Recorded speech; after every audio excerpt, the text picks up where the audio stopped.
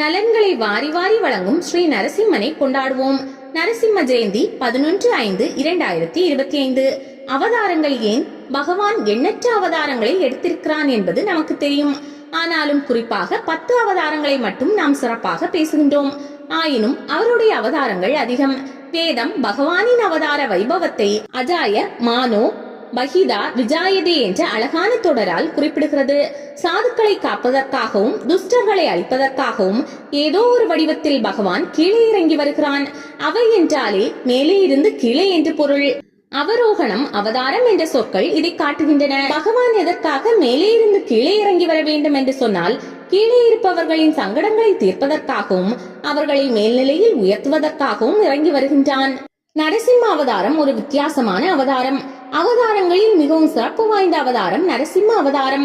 சித்திரை மாதத்தில் சுவாதி நட்சத்திரத்தில் பகவான் எடுத்த அவதாரம் நரசிம்ம அவதாரம். ஒரு கண நேரத்தில் அவதாரம் எடுத்து அவதார நோக்கத்தை நிறைவேற்றி கொண்டு தன்னுடைய சோதிக்கு எழுந்தருளியவன்.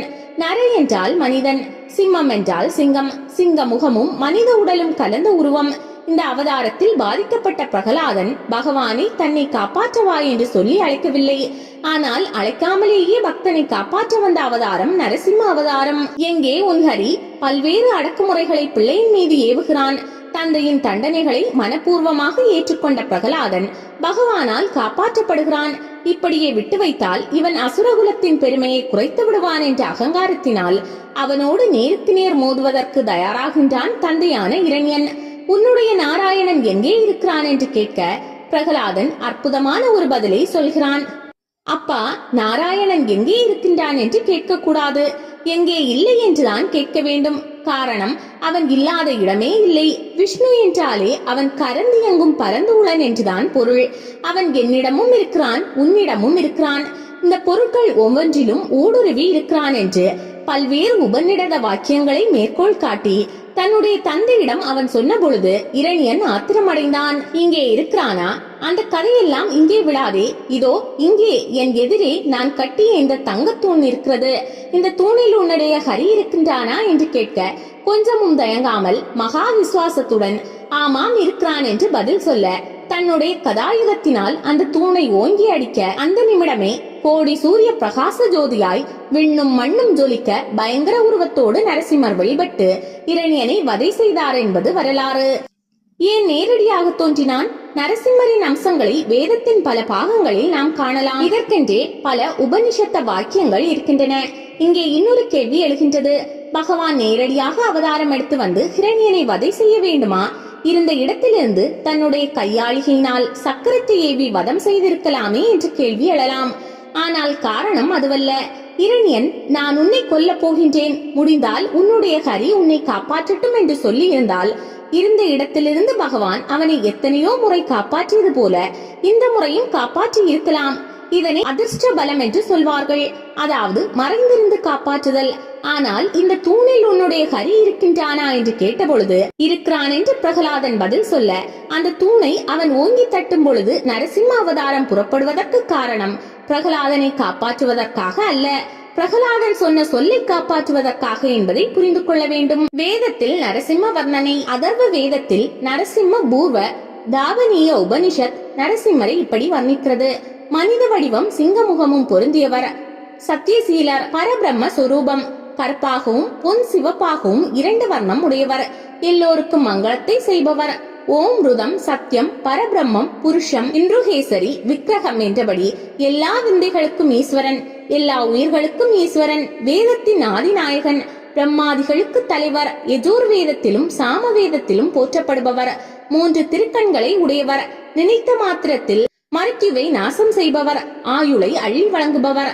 நரசிம்ம தத்துவம் பக்த ரஷணம் என்ற உயர்ந்த தத்துவத்தின் வெளிப்பாடுதான் நரசிம்ம அவதாரம். பொதுவாக அவர் கம்பத்தில் அவதரித்தவர், அதாவது தூணில் அவதரித்தவர் என்று சொல்வார்கள். ஆயுஷ் ஹோம மந்திரத்தில் சொன்ன ரம்பக்ருகம் அர்ச்சயம் என்ற வாக்கியம் வருகிறது. அதாவது தங்கத்தினாலான வாழை மரம் போல உள்ள தூண் எவனுக்கு வீடாக ஆயிற்றோ அவன் என்று கூறுகிறது. இதனால் நரசிம்மன் தூணிலிருந்து அவதாரம் செய்தார் என்பது ஆகிறது. அளந்து இட்ட தூணை அவன் தட்ட ஆங்கே வளர்ந்திட்டு வாழ்வுகிர் சிங்க உருவாய் உளந்தொட்டு இரணியன் ஒன்மார்வு அகலம் பிளந்திட்ட கைகளால் சப்பானி என்ற பெரியாழ்வார் பாசுரமும் தூணில் அவதரித்த விதத்தை பேசுகிறது.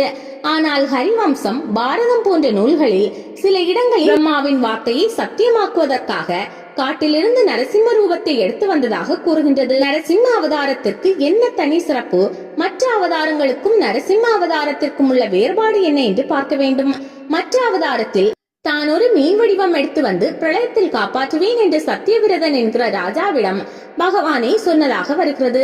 அதை போலவே கூர்மாவதாரம் எடுக்கும் போது நான் ஆமை வடிவம் எடுத்து இந்த மந்திர மலையை தாங்கி கடலை கடைந்து உங்களுக்கு அமுதம் தருவேன் என்றார். ராமாவதாரம், கிருஷ்ணாவதாரம் முதலிய பூர்ணாவதாரங்களும் ஏற்கனவே நிர்ணயம் செய்து முன்கூட்டி வெளிப்படுத்திய அவதாரங்கள்.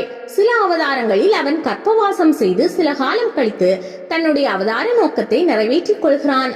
ஆனால் நரசிம்ம அவதாரத்தை பொறுத்தவரையில் பகவானே தான் எப்படி அவதாரம் எடுக்க போகின்றோம் என்பதை முன்கூட்டியே தேவர்களுக்கு அறிவித்ததாகவோ புராணங்களில் கூட இல்லை. நரசிம்மருக்கு அதிகமான ஆலயங்கள், எண்ணற்ற அவதாரங்கள் பெருமாள் எடுத்திருந்தாலும் சில அவதாரங்கள் மட்டுமே பெரிய அளவில் வழிபாட்டிற்குரிய அவதாரங்களாக இருக்கின்றன. அதிலும் அதிக திருக்கோயில்கள் என்று எடுத்துக்கொண்டால் பூரண அவதாரங்களான ஸ்ரீராம அவதாரத்திற்கும் கிருஷ்ணா அவதாரத்திற்கும் தான் இருக்கின்றன. அதற்கு பிறகு அதிக கோயில்கள் உள்ள அவதாரம் நரசிம்ம அவதாரம். வராக அவதாரத்திற்கு ஆலயங்கள் இருந்தாலும் அவைகள் மிகவும் குறைவு. தசாவதாரங்களில் 3 அவதாரங்களுக்கு தான் மிக அதிகமான ஆலயங்கள் பூலோகத்தில் இருக்கின்றன. ஏன் பயங்கரமான அவதாரத்தை பகவான் எடுத்தார்? பயங்கரமான கோலத்தோடு வெகு உக்கிரமாக நரசிம்ம அவதாரத்தை எடுத்தது பக்தர்களை பயமுறுத்த அல்ல, பக்தர்களின் விரோதிகளை அச்சுறுத்தவே உக்கிர அவதாரம் எடுத்தார்.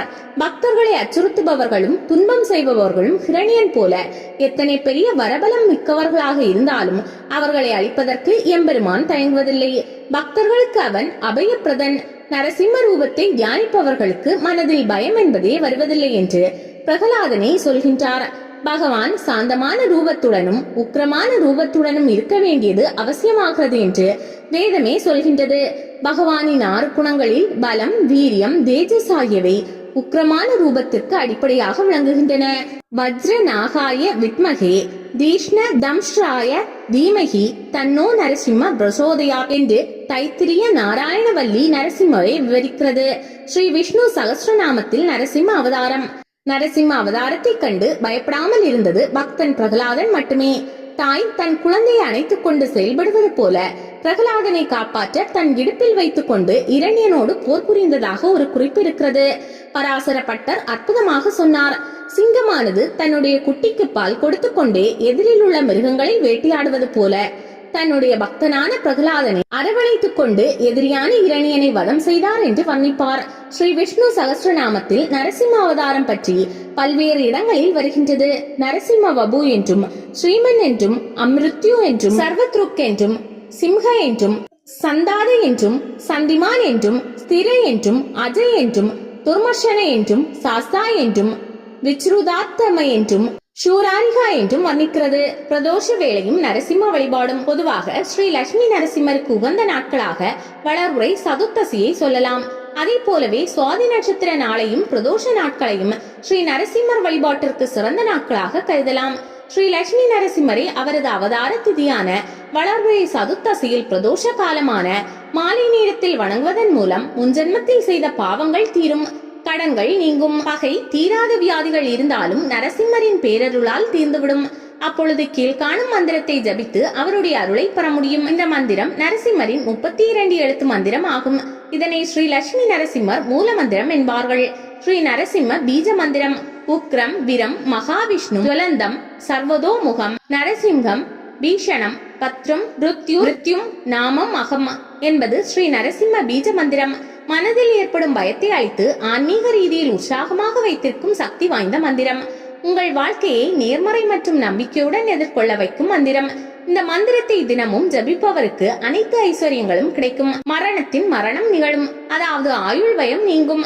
நரசிம்மரை சரணடைந்து இந்த உன்னத மந்திரத்தை நம்பிக்கையுடனும் பக்தியுடனும் தினமும் உச்சரிக்கும் ஒரு பக்தனின் வழியில் எந்த தடைகளும் தீய சக்திகளும் எவ்வளவு பெரியதாக இருந்தாலும் நிற்க முடியாது. சுவாதி நட்சத்திர பெருமை. சூரியன் முன்னிலையில் இருள் நிற்காதது போல நரசிம்மரை ஒருவன் தஞ்சம் அடையும் போது முற்றிலும் அச்சமற்றவனாகிறான். உக்ரம், வீரம், மகாவிஷ்ணு, ஜுவலந்தம் என்ற மந்திரத்தில் ஜுவலந்தம் என்கிற வார்த்தை மிக முக்கியமானது. அது லட்சுமி நரசிம்மருக்கே உரியது. ஜுவலந்தம் என்றால் நினைத்த நேரத்தில் பிரகாசமான ஒளியுடன் மின்சாரம் போல தோன்றுபவர் என்று பொருள்.